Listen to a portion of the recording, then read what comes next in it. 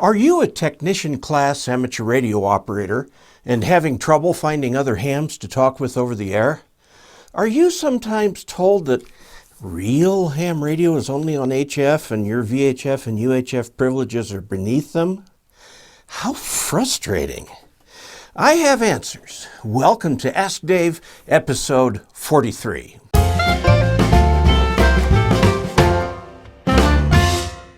I'm Dave Kassler, amateur radio call sign KE0OG.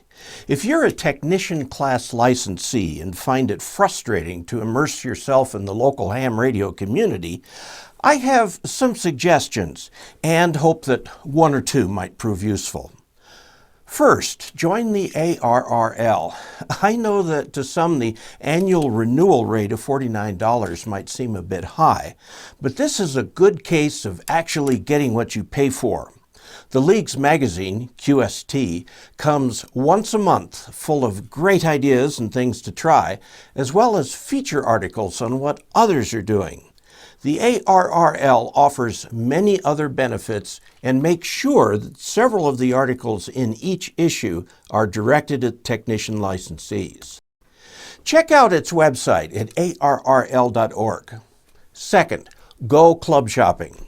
Not all clubs are League affiliated, but those that are, and there are over 2,000 of them, can be located via the League's Club Finder. As an example, the nearest town to where we live is Ridgway, Colorado, so let's find nearby clubs. I insert 81432 in the zip code box and ask it to search. There's several. The closest is the Montrose Amateur Radio Club, of which I've been a member for over a decade. Now, I said club shopping. Give each club that looks interesting some time. Attend several meetings. Introduce yourself to other hams. Trade ideas. If you find the club copacetic, then join. If not, then look for another. The old adage applies here that what you get out of a club is proportional to what you can put into it. It can take months for other club members to warm up to you, or you might find instant bonding. Don't sit quietly. Socialize with other members during breaks and ask questions during presentations. And be patient with yourself. Your license gave you passage through the entry gate into a new world, and the real learning begins after you get your license. Now, if I sound preachy, I guess I am. Just getting a license doesn't mean someone will pop up out of nowhere to answer your questions. You have to ask patiently and perhaps persistently. Okay, that's a good start and works for most hams. But let's suppose you're a motivated technician and you've joined the ARRL, and frankly, I consider that mandatory, but a club is nowhere near and all the repeaters you monitor are silent all day and night. Members of our club often use a repeater in Cedar Edge, Colorado, on the side of Grand Mesa, but most of the time the repeater is silent. But every Sunday evening it comes alive for the 7 p.m. local net. It's a directed net. Roll call is held, then they can ask for anyone not on the roll who wants to join the net. I interject my call sign and get added to the list. After the roll call, club officers provide announcements, and then each person who has checked in is given a chance to tell others what they're up to or to ask questions.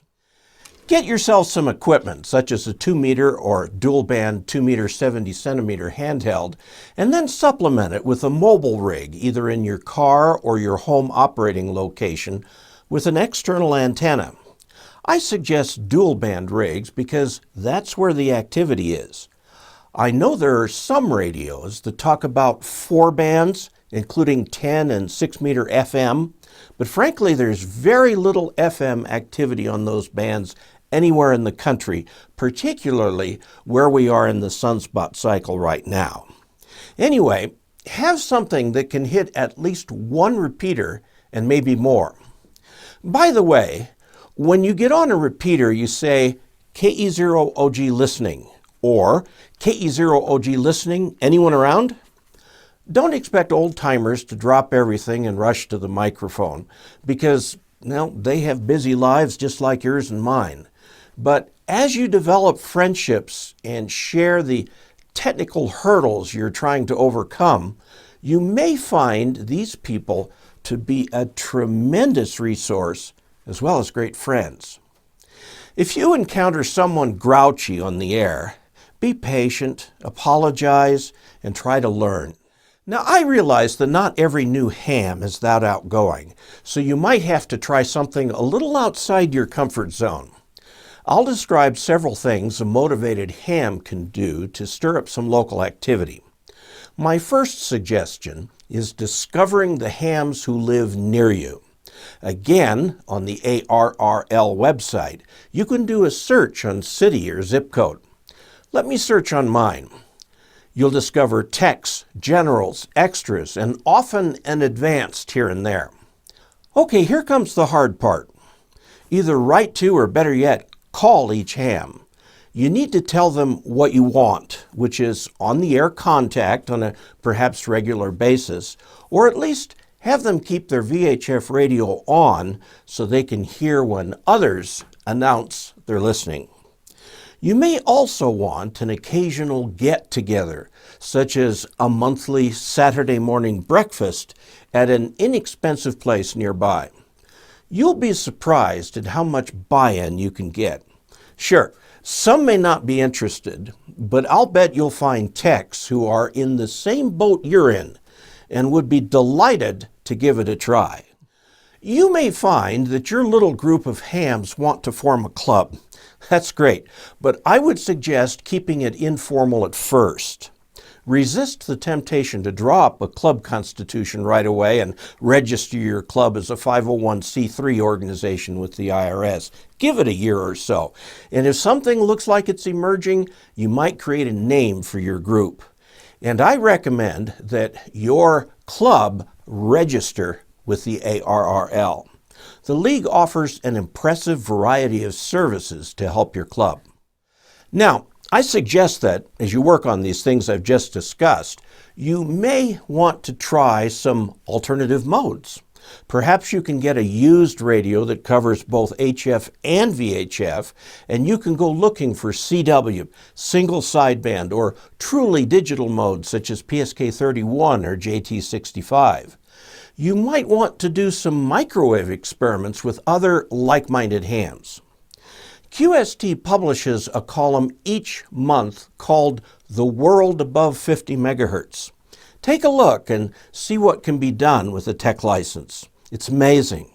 Some get into moon bounce, meteor scatter, and other exotic modes. Perhaps you like model aircraft. Lots of modelers who are hams use 6 meters to provide better telemetry and control links to their buzzing flying machines. In addition to all this, there is still a nationwide packet radio network in place, and APRS is widely used as well. Let me mention in passing some of the digital voice modes, such as D-Star, DMR, and System Fusion. Each one of these is pretty proprietary, and they're not interoperable. Further, the radios are more expensive.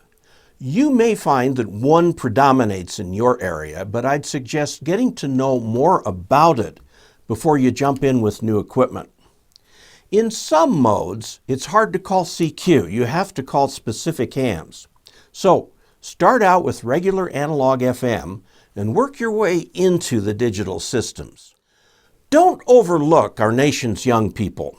If you have a college near you, find out if they have an on-campus club and offer to help mentor students who are interested in radio. You can approach the high school science teachers and offer your help. There's a rapidly growing community of young people who call themselves makers. They love to create technological gadgets. I've noticed that even Radio Shack is getting into this.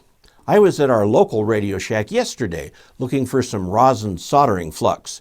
I was amazed how much they've expanded their tool selections. And right next to that, they had a series of kits for makers, all creating electronic gadgets such as a miniature organ or, and this one tempts me, a theremin. Those involved in the maker community are more interested in the technical and building aspects, but ham radio can provide that and more. Perhaps you can attend one of the maker fairs and locate some makers who are already hams. So, there are more hams around than you may think, and many of them are waiting for an Elmer to give them a hand. That Elmer could be you. Reach out to some of these, maybe just one or two who are willing, and warm up that repeater. Be the ham you'd like others to be. Be tolerant, be willing to help, be patient. Be an example of amateur best practice. Above all, be positive and have fun. Now, I'm an amateur extra and I like to see folks upgrade. To what use do I put VHF? That's where I connect with the locals. It's great to talk on the radio with someone I'll meet at an upcoming meeting or club activity. It's the part of ham radio that's an ongoing extension of a personal relationship. It's true that there's so much more to ham radio waiting for you when you upgrade to general, but it's of a different character. So yes, I use VHF FM. I keep a radio tuned to the local Montrose repeater.